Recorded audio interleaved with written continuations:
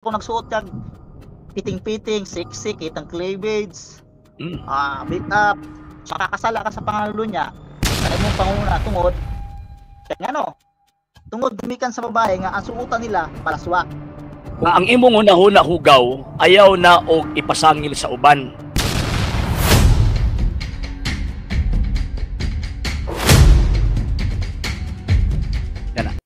Di naman sa Mateo sir nga ingon na katunturan yung gibinisaya nimo.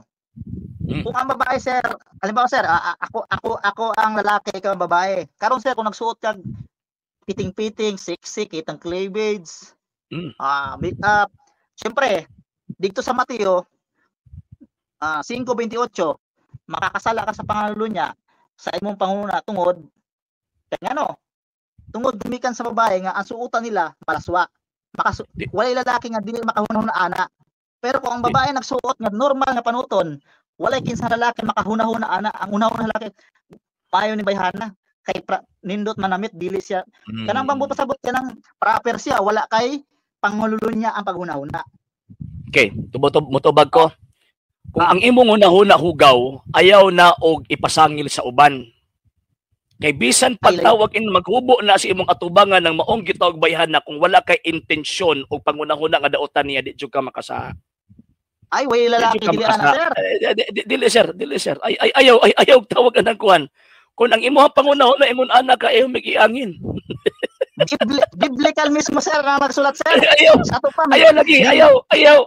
Mo na kung giingon ba nga ayaw tawag anang ipariha ang imong hunahuna sa uban. Kung ang imong unahuna yung ana, tudloin ang imong unahuna, nga pagmutan-aw kang babae, na imuhubuan ang babae, kay imuha ng choice. Sir. Imuha ng tawag ka ng choice. Paminosa, sir. Paminosa. Wala kay biblical dito bag sir. Interpretation eh. Saint Matthew chapter 5. Unsa ko no? Unsa lagi gamit yung mga klase interpretation dai sir? Ingon makangamali akong interpretation. Unsang klaseng interpretation, biblical interpretation ang gigamit? Kanakayo nga kamali ko. Biblical nagtubag sir, ana ang gingon. Asa lagi. Gi-interpret nato ang Saint Matthew chapter 5 verse 28. Unsang klaseng tools of interpretation imong gamit kay nakaingon ka mali akong interpretation. Ay, suko ka sir? Wala ay hong pa na. Sabi, so tiyo ko, unsang klaseng tools of interpretation imong gigamit aron makaingon ka nga mali ang akong interpretation.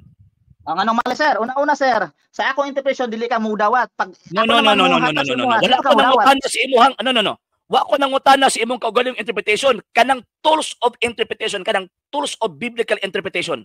Unsang klaseng tools of interpretation imong gigamit aron makaingon kang mali ko? Biblical sir, ingon sir. Tools of interpretation ba biblical lagi? Naman ay tools of interpretation o unsang klaseng tools of interpretation imong gigamit aron makaingon nga mali ko? Suma sa imong historical sa mana tawag ining cultural sa mana sige daw. Suma sa imong istorya sir nga nasa kung hunahuna nasa tao kung ana ang iyahang panghunahuna ngadto sa babae. Dili na mo akong question sa imo kay ingon makagmali ko. Paminaw. Nakaingon magtawag anang mali ko, unsang klaseng tools of interpretation imong gigamit aron makaingon ka nga mali ang akong interpretation. Hindi ako sa English, sir.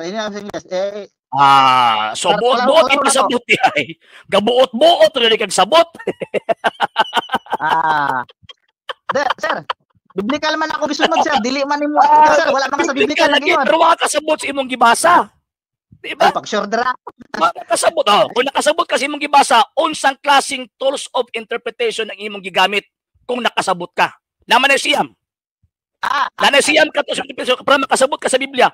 Unsang klaseng tools of interpretation imong gigamit aron makaingon ka nga sayop ko. Sige daw.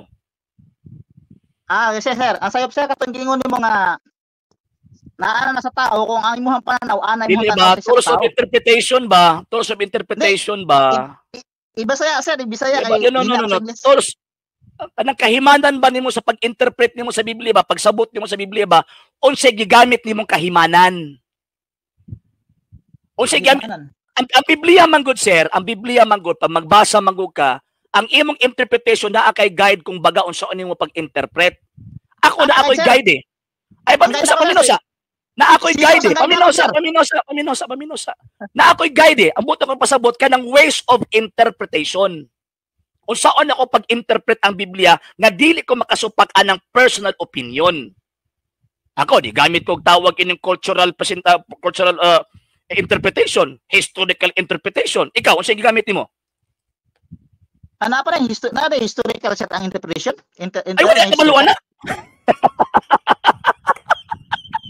Di na pwede, oy. Magbasa-basa ka Biblia nga wala kay historical context. Ay, binuang manangin mo, sir. Bawat na, sir. Biblical. Yes, biblical. O, asa mabasa, sir?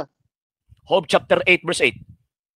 O, basa, sir. And Salmo chapter 78, verse 2. Sa hindi pa po nakapag-follow sa mga pages po natin, i-follow nyo po yung mga pages po natin, RJ Horolanciano II, TV Apolia Punto Argumento page, Kuya Apologies TV page, and RJ's Vlog 2022. And pwede rin po kayo mag-send po dyan ng Facebook stars. And also, sa ating po mga channels, sa hindi po nakapag-subscribe, i-subscribe po ninyo yung mga channels natin, The Lay Catholic, Apologies International Official, RJ Sano II TV, Kuya Apologies TV, and Barrio Kawayan Religious Forum. And pwede rin po kayo mag-send po dyan ng super sticker, super chats, and super thanks. And maraming salamat po sa mga kapatid at mga Katoliko na ulis pong tumutulong sa programa po natin. Maraming salamat po. Nang dahil po sa tulong at suporta po ninyo, ang programa pong ito, until now, andito pa rin po sa social media. And until now din po, nangangailangan pa rin po tayo sa tulong at suporta po ninyo dahil wala po kami magagawa rito mga sir, mga ma'am, kung wala po yung tulong at suporta po ninyo. Sa gusto pong tumulong, sa gusto pong sumuporta, pwede po ninyong ipadala ang tulong at suporta po ninyo sa pamamagitan po ng ating mga account numbers dyan po sa ating pong screen. And pwede nyo po kaming i-message sa ating pong page kung via remittance po yung papadala po ninyo. Maraming salamat po in advance.